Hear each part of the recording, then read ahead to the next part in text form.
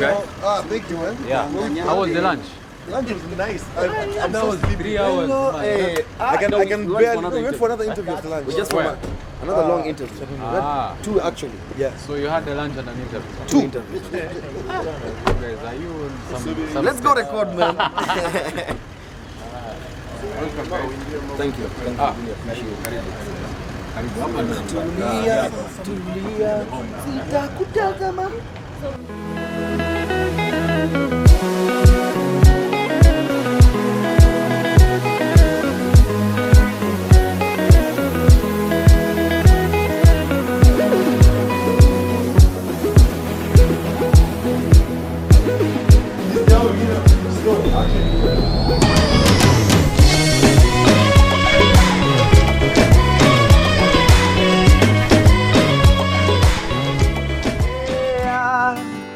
Usitoe mimba yangu Mungu akileta mtoto analeta sahani yake, mlete nitamlea.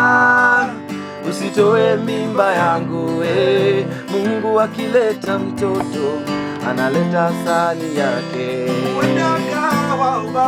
Obama hata wale Amerika, huenda kawa Lupita, Oscar nazo akashinda, huenda kawa wanyama acheze soka Uingereza, huenda kawa Kenyatta, mwanzilishi wa taifa na kuomba nerea.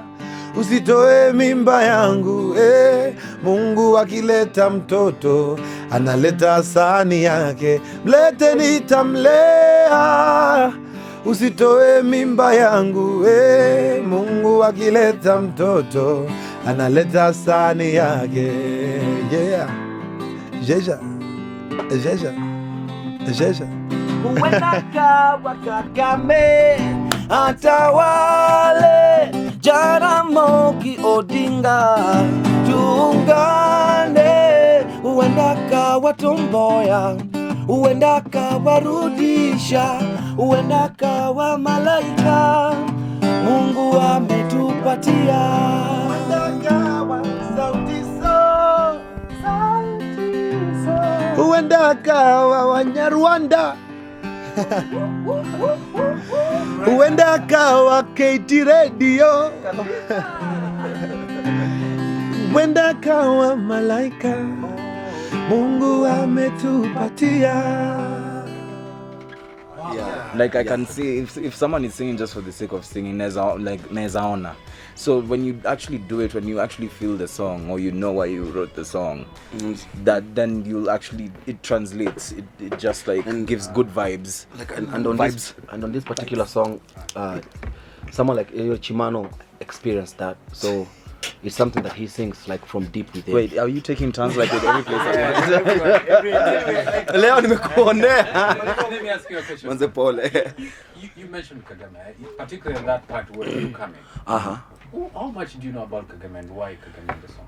I might not know like every details about his personal life, but what Kagame has done for Africa, what Kagame has done for Rwanda, and what Kagame has transformed, how Kagame has transformed this nation is tremendous.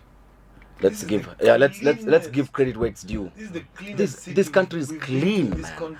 People here are relaxed. People here are nice. This country, even if you look at Africa, right now Rwanda is developing at a very, very high speed. It's the fastest developing country in Africa. So he's one of the leaders. He's one of the leaders who's going to be remembered. Please, all our fans, see you tomorrow at the Expo Grounds. Yeah. From 6 p.m. Mugorobo. 6 p.m.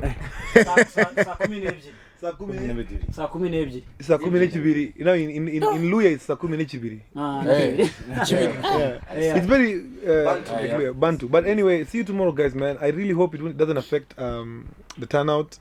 But I'm just saying, man, even if it's 5 people who come tomorrow, they'll see a stadium show. Us guys, we've come to play a show. We are about to end, but you have been in different countries. You have been in Kampala, you have been in the States, you have been in Tanzania, you have been in Kenya. You see both industries. You have been in Rwanda. Tell us, how do you see music industry in Rwanda? The music industry in Rwanda, I would say, people of Rwanda, or the music industry of Rwanda needs a good challenge, needs a real challenge, because I've realized that Rwandese artists or the industry here is very comfortable. You guys are just chill out. You guys don't reach out. Maybe not any of, you haven't seen any time that a Rwandese artist has done a collaboration with a Kenyan artist, or rather a Ugandan artist, and the song has become bigger. I think it's time for Rwanda, just the way you did with your infrastructure. Yep. You see how clean your roads are. You see how your government is really like striving to make like policies that are good for the country. The government should also try and make sure like music and art in Rwanda thrives, because that's what brings people together. That's what gives the country a proper mind shift. And even cultural, cultural uniqueness and identity. Why aren't there Rwandese artists that come to Kenya? So the industry in Rwanda has to improve, and it's only you people. It's only the media plus the people themselves plus the musicians. Yeah, and also I've realized that a lot of times we ask this question, the blame game goes to the artists, that the artists are not trying hard enough, the artists are not pushing enough. But I feel for the artists, because in Kenya we have been in that position before where we feel like there's no goodwill from the media supporting us or the fans. So I'd just like to urge also Rwandese media to put on top of the priority, even before Sauti Sol, the artists of Rwanda, because they are yours. If people don't love them, who's going to love them? And I would love for the artists of Rwanda to flourish. I'd love to see the government support them. I would love to see the fans support them, so that they can be elevated to a level where they can also call shots in East Africa. This is about artists on the continent. When you look around the world, you met with a couple of artists in the States and other places. They're doing good, they are very wealthy, rich. But the question is, to what extent do we need that on the continent our artists can inspire other artists in different continents? We look big and make more money. What do you require? What do you need? What does it take? I think we are there already. Because if you listen closely now in the world, the sound that is ruling the world right now is Afrobeat. Drake is on one. I Need One Dance. It's the biggest song in the world, and it's an Afrobeat track. It was written by Wizkid. So I think as African artists, Justin Bieber, Justin Bieber's new song is Afrobeat. So what's the biggest market for African content?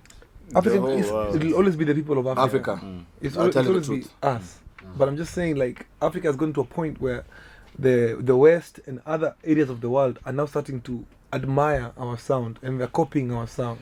So we just need to keep the consistency. And as well, they are realizing, like the West is realizing, that there are actually big African artists who are filling up stadiums on the continent, who are earning much more money than they are within. Most African, some of the biggest African artists are earning so much more so you than. Can now raise your price tag. Of course. For sure. And lastly, I want to ask you about this live and die in Africa. You're making Africa look like heaven. Everybody will want to die and live somewhere. You're saying Africa. What does this mean on a bigger picture? On a bigger picture, live and die in Africa is a state of mind. It's not just like literally living and getting dying and getting buried here in Kigali. Yeah. It would be good. But it would be good. But dying means like. Are you saying Africa? No, man. No. Living in Africa is a state of mind whereby Africans should just do things for Africa to make this continent a better place, both politically, socially, economically, like as a whole, so that we can raise this continent to be able to compete with Europe and States. Put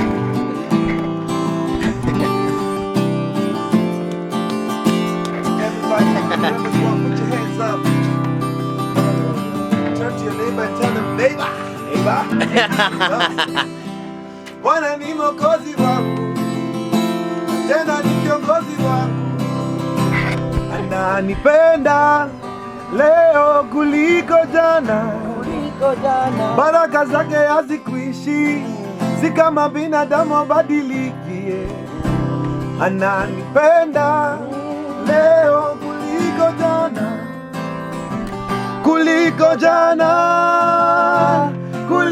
jana, Yesu nipende leo kuliko jana.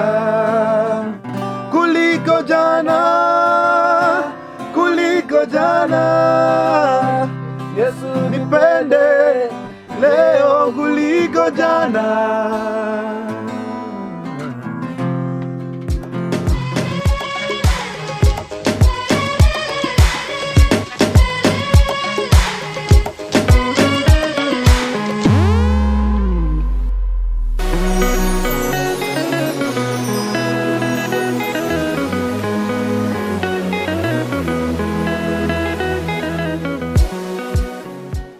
Huenda kawa Kagame atawale, Jaramogi Odinga tuungane. Huenda kawa Tomboya, huenda kawa Rudisha, huenda kawa malaika Mungu ametupatia. Hey yo, we are Sauti Sol. And when we are in Kigali, we like listening to KT Radio. Yeah. Keep it locked, man. Keep it here for your best mix of music, man.